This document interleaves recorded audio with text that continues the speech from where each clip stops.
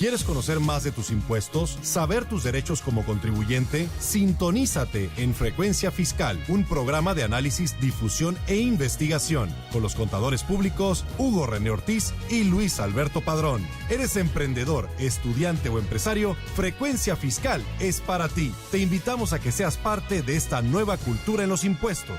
Comenzamos. Buenas tardes, bienvenidos a su programa Frecuencia Fiscal. Los saluda el contador público Hugo René Ortiz, transmitiendo desde la cabina azul de Frecuencia Tech en este viernes que aquí en Monterrey pues ahora sí que nos pescó el frío, porque el día de ayer teníamos una temperatura bastante agradable, bastante manejable, y el día de hoy amanecimos con algo de lluvia y con frío pues bastante considerable, ¿no? Entonces, aquellos que vayan a viajar aquí a la ciudad de Monterrey, les recordamos que antes de cualquier cosa revisen el estado del tiempo y por si sí o por si no, se vengan bien abrigados.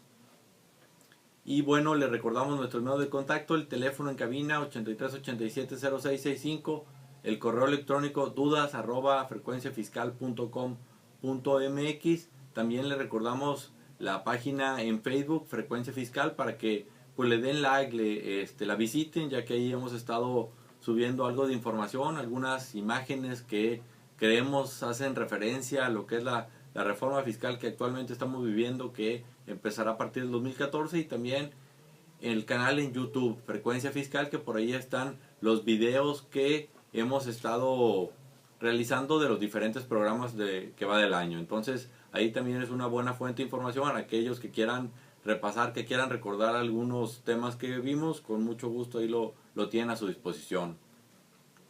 Y bueno, pues antes de iniciar el programa el día de hoy, algunas notas, algunas cuestiones que queremos compartir con ustedes. Es primeramente pues recordar que ya estamos en el mes de diciembre, y el mes de diciembre pues implica gastos extraordinarios, implica cuestiones que quizás nos distraen un poco de nuestras ocupaciones de todos los días, ¿no?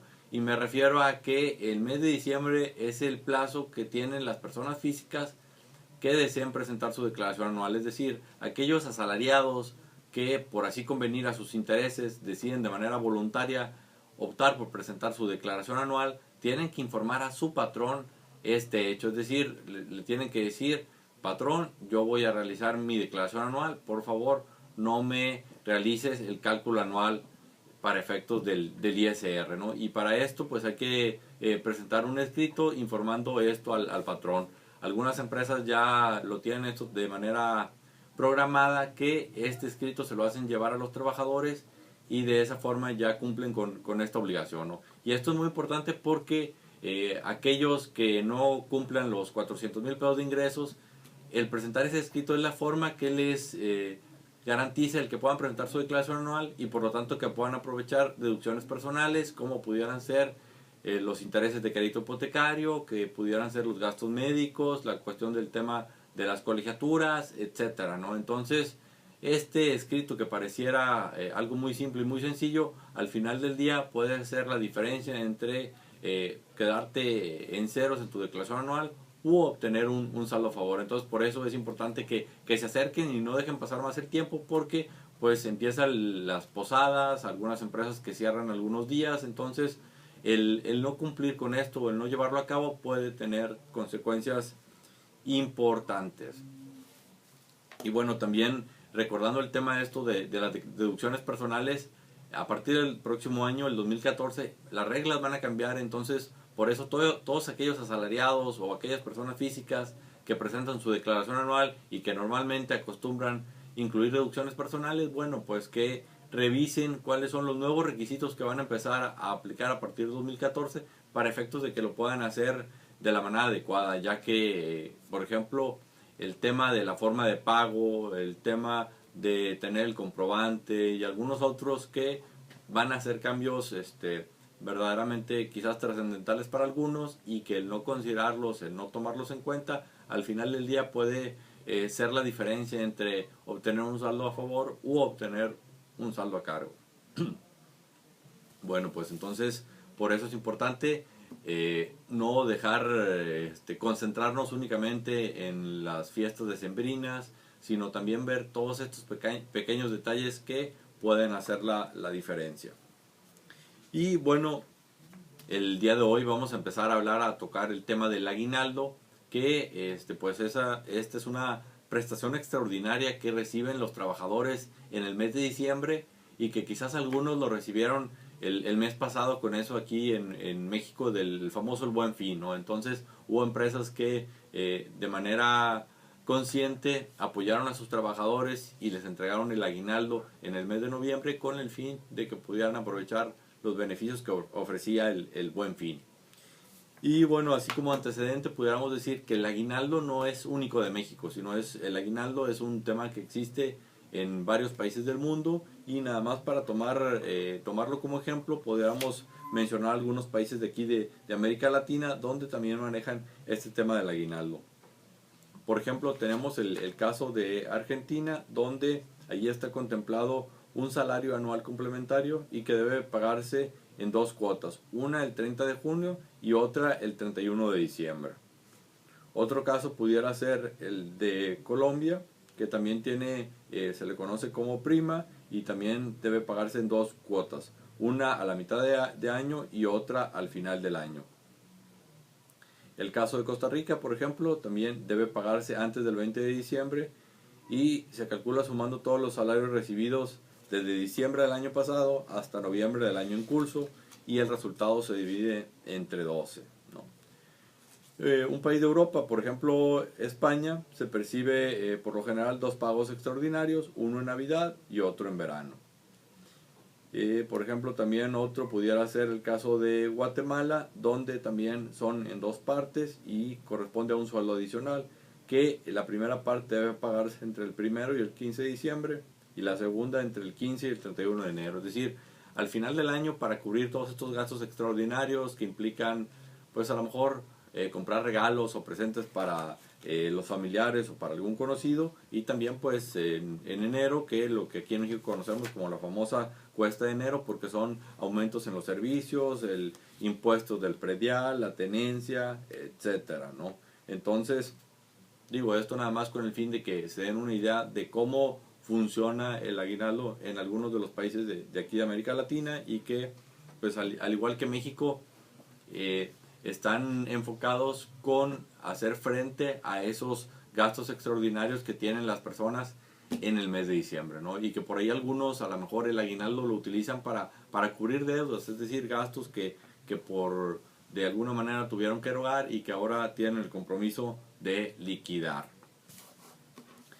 Y bueno, nuevamente les recuerdo nuestro correo electrónico dudas@frecuenciafiscal.com.mx para que con gusto a través de este medio nos contacten, nos hagan llegar sus dudas, sus comentarios, y estaremos al pendiente para atenderlos. Bueno, primeramente tenemos que el aguinaldo lo perciben aquellos trabajadores que tienen una relación laboral, es decir, que existe una subordinación. Aquellos trabajadores o aquellas personas que prestan servicios a lo mejor a través de honorarios profesionales, o a lo mejor tienen un asimilado salario, en estos casos se supone que porque están en esos regímenes no hay una subordinación, y por lo tanto al no haber una subordinación no hay una relación laboral, y por lo tanto no tienen derecho al tema del aguinaldo. Entonces aquí el primer punto es, si tú eres trabajador, pues saber cuál es tu condición, es decir, que veas tu recibo de nómina. Si por ahí, por ejemplo, aparece que te están desglosando el seguro social, entonces eso quiere decir que eres trabajador. Pero si, como les digo, si expides un recibo de honorarios, o si estás a través de asimilados de salario, bueno, en ese caso no tendrás derecho a lo que es el aguinaldo. Entonces, ese es el primer punto que hay que tener claro, ¿no? Otro punto que hay que considerar es el salario. ¿Por qué? Porque el aguinaldo depende del salario que reciban las personas. Y aquí, primeramente, habría que conocer bajo qué modalidad estás contratado. Es decir, si tienes un sueldo fijo, si a lo mejor eres vendedor y te pagan a través de comisiones, o quizás a lo mejor tienes una modalidad mixta, ¿no? Donde quizás tú tienes digámoslo así, que eres un vendedor y además realizas labores administrativas. Entonces tu sueldo está dividido en dos partes. una cantidad fija que cubre las labores administrativas que realizas y una cantidad variable que cubre las comisiones que ganas por las ventas que efectúas. Entonces, al final del día, tienes un salario mixto ya que tiene un componente fijo y tiene un componente variable. Entonces, el primer paso a la hora de hablar del salario es saber qué tipo de salario tenemos. Si es fijo, bueno, ahí la forma de calcularlo va a ser una forma sencilla, ya que vamos a partir del salario mensual. El salario mensual que recibas entre 30. Si te pagan a través de, o la modalidad de quincena, bueno, sería la quincena dividirlo entre 15 o la quincena multiplicarla por 2 y dividirlo entre 15, lo que sea más sencillo. En el caso de que sea un sueldo variable, bueno, como les comento aquí, es un poco más complicado en el sentido de que la cantidad que percibes está modificándose constantemente, por lo que aquí la forma de obtener cuál es tu salario diario será sumando el total de los sueldos percibidos de manera mensual, esto dividirlo entre 12 y el resultado dividirlo entre 30, ¿sí? El variable es sumar todos los salarios que se percibieron en el año, dividirlos entre 12 y luego eso dividirlo entre 30. Y el mixto pues es, como decíamos, una mezcla entre el fijo y el variable. Y aquí con la mecánica, con esto que acabo de comentar, ¿cuál es la finalidad o cuál es el objetivo? Bueno, aquí el objetivo es identificar tu sueldo diario, determinar tu sueldo diario, ya que ese sueldo diario es el que se va a considerar para el cálculo del aguinaldo.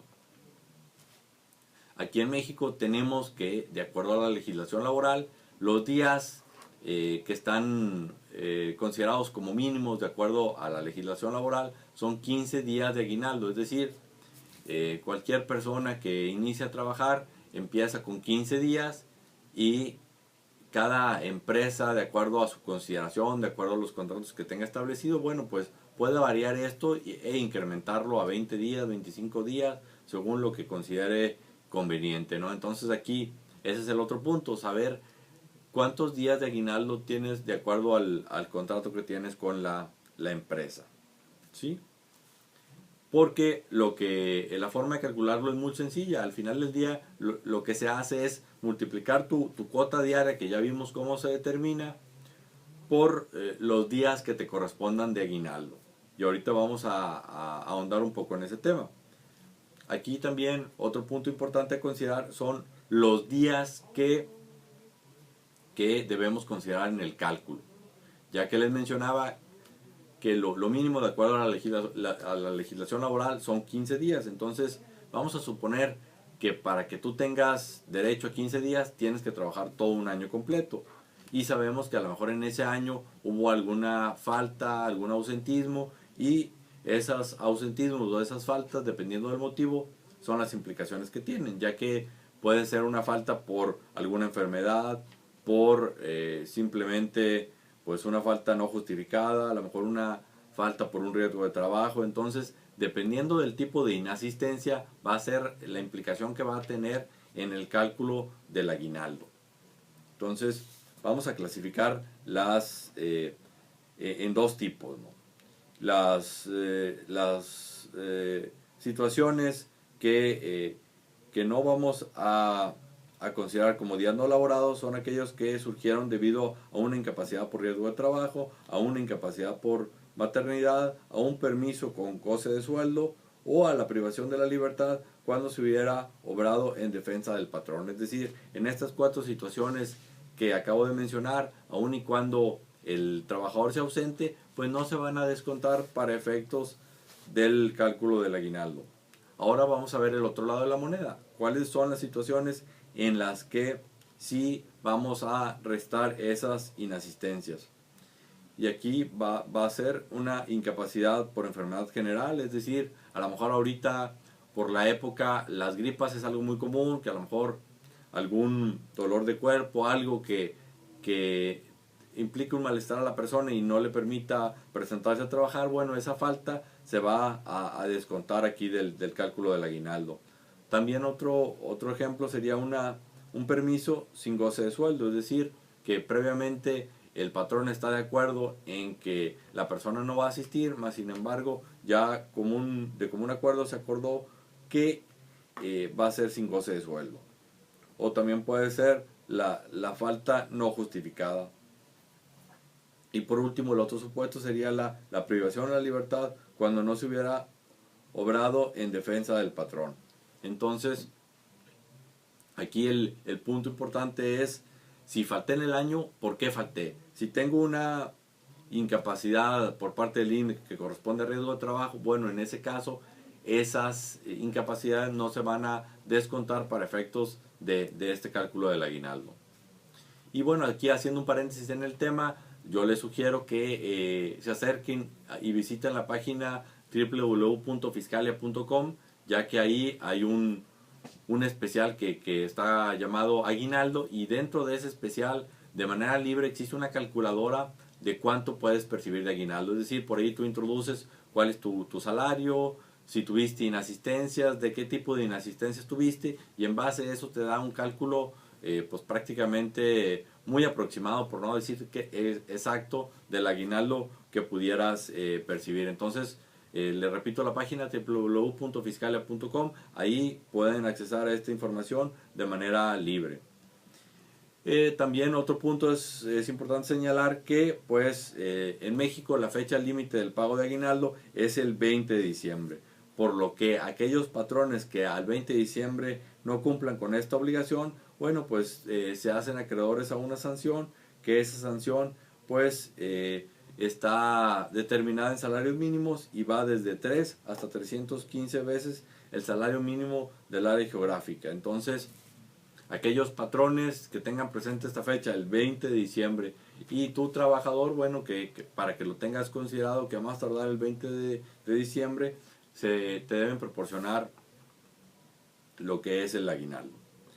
Y ahora vamos a pasar un poco a lo que es el tratamiento fiscal, ¿no? A lo mejor que es el punto que les interesa a algunos de nuestros escuchas, en el sentido de que, oye, yo voy a recibir el aguinaldo, pero bueno, sé que hay un impuesto de por medio. ¿Cuál es el neto que me va a quedar? ¿O cómo puedo tener un aproximado o tener un estimado del impuesto que voy a recibir?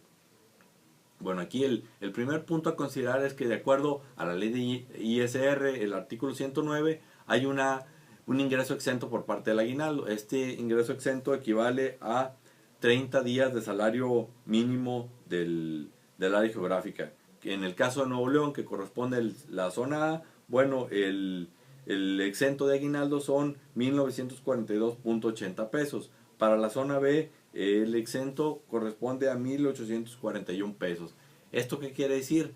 Que si el aguinaldo que te corresponde es de 1,942 pesos o menos, estando en el área geográfica A, que sería Nuevo León, bueno, pues va a estar libre de impuestos.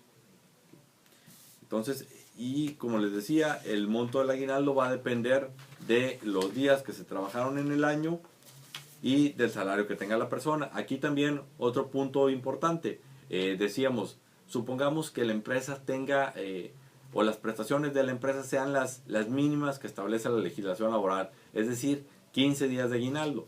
Pero si la persona entró a partir del 1 de julio, es decir, que tiene laborados 6 meses en la empresa, y suponiendo que no tuvo inasistencias, entonces a esta persona, en lugar de corresponderle 15 días, le van a corresponder 7.5 días. Entonces es importante tenerlo en cuenta para efectos de saber cuántos días laboré en el año y laborados en esa empresa, ya que quizás a lo mejor hubo una persona que tuvo 2 o 3 patrones en el año, mas sin embargo para este cálculo se consideran los días laborados con ese patrón. Hay, bueno, también otra situación importante que debemos considerar aquí en el cálculo del aguinaldo, que puede ser que a lo mejor un trabajador empezó laborando con, vamos a poner un ejemplo, con 200 pesos diarios.